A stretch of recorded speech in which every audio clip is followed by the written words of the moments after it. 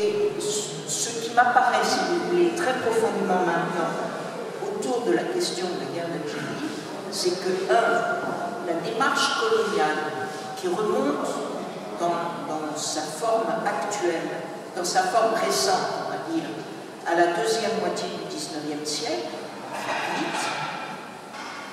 repose sur elle repose sur une démarche de pillage et de vol, pur et simple, appuyée sur la force, sauf qu'elle n'est jamais affichée de cette façon-là. Elle est affichée comme une démarche de civilisation de population inférieure, conçue à l'époque comme population inférieure, à cultiver.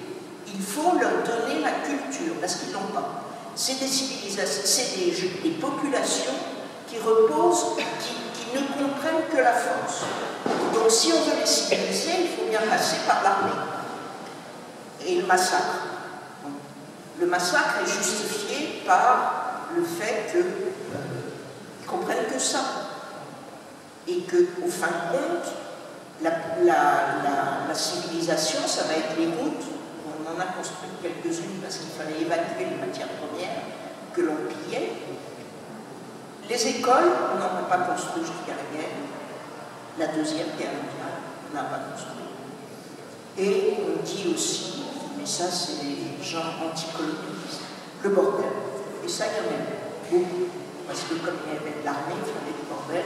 Et puis ça correspondait à ces civilisations-là, franchement.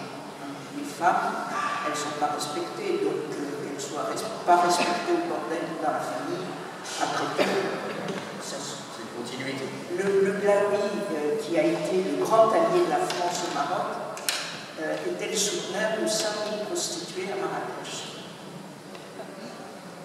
Alors il y avait des bordels de luxe, pour Winston Churchill et les autres, et puis il y avait des bordels tout venant pour l'armée.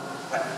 Donc, si vous voulez, la civilisation, notre civilisation, a fondé toute son idéologie colonialiste sur cet artefact de la civilisation des populations colonisées, qui n'a jamais eu. Donc, ça, c'était pour moi quelque chose de... La découverte de l'amplitude du racisme à la fin du 19e dans la société française a été pour moi un véritable choc. Je ne l'avais pas compris avant. Des textes incroyables, on en parlait de Victor Hugo, que c'est moi j'admire, pour lequel j'ai une certaine tendresse, qui marche enfin là-dedans. C'est quand même la grandeur de la civilisation. Nous sommes civilisés. Et les autres ne le sont pas. Donc il faut qu'on y remédie. Donc, si vous voulez, ce racisme est extraordinairement enfoui dans notre culture et la violence du silence qui a été imposé sur la guerre d'Algérie et sur l'étude de la guerre d'Algérie a contribué à ce qu'il n'y ait pas de prise de conscience autour de la guerre d'Algérie et autour de ce que ça représentait dans la société. Or, nous avons hérité de la guerre d'Algérie, notre constitution, il faut quand même pas l'oublier. Si nous avons une démocratie aussi boiteuse, c'est la conséquence de la crise de la guerre d'Algérie.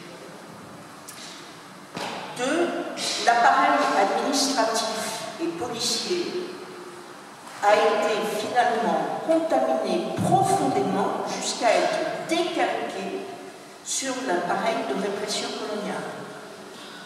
La police française est profondément marquée dans ses structures par la guerre coloniale. La guerre coloniale a été théorisée par un certain nombre de capitaines et de colonels sous le terme de guerre contre-révolutionnaire, qui justifiait, qui théorisait, plus que justifiait, théorisait l'utilisation systématique de la torture et de la violence dans la police ordinaire, dans la police de tous les jours, contre les populations colonisées qui étaient considérées dans leur ensemble comme criminogènes et comme résistantes, donc devant être domptées, et les formes qui ont été utilisées à l'époque dans la guerre contre-révolutionnaire, basées sur les brigades, sur toute une série de brigades policières, et puis sur l'armée, a été transposée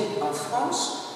Il faut savoir que c'est un préfet qui avait fait sa carrière, le préfet Bolotte, qui avait fait sa carrière en Algérie et en Guadeloupe, au moment de la révolte des Guadeloupéens, donc qui avait massacré beaucoup de gens. Le préfet Bolotte a son premier poste en France en 1993 et il invente les bacs. Donc la continuité apparaît y compris ouvertement. Et ce dont on parlait, et qui est très très important, c'est que ça touche en profondeur le fonctionnement de la police. C'est pas seulement les bacs, c'est que qu'est-ce qui est valorisé? D'abord, qu'est-ce que ça traduit comme conception de la population? Ça traduit la conception des colonels qui ont théorisé la guerre contre-révolutionnaire. C'est de considérer que la population dans son ensemble est criminogène. La population basanée, noire, donc non française, marginale, confinée dans un certain nombre de quartiers, est dans son ensemble criminogène. Donc, on contrôle l'ensemble de la population et on sait qu'à travers ces contrôles, on finira par trouver des criminels. Donc vous voyez que la démarche policière est complètement inversée. La démarche policière de police de pays non colonisateurs, c'est il y a un crime, je cherche les criminels. Aujourd'hui, il y a une population criminelle, on finira par trouver le crime.